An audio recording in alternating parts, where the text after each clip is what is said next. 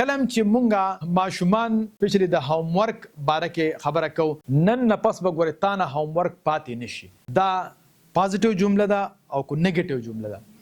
نیگیټیو جمله اوس هم دا خبره کو مونږه داسې کوي چې بچي تاسو چې کم دی د 5 بجو کې تاسو هوم ورک خپل کوئ رستو خیر دې مکه خو 5 بجو کې تاسو دی له 1 غنټه وکاږئ.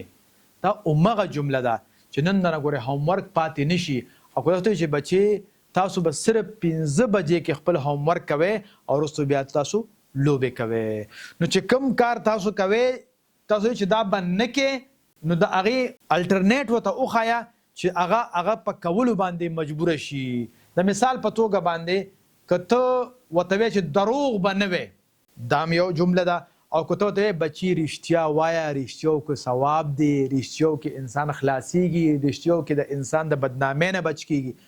نو د دې څه مطلب چې دروغ مه وایه که نو چې مونږ اکثر هغه نیگیټیو جمله استعمالو. نو که مونږ پازیټیو استعمالو اټومیټیکلی هغه نیگیټیویټي به په خپله څه کیږي ختمیږي.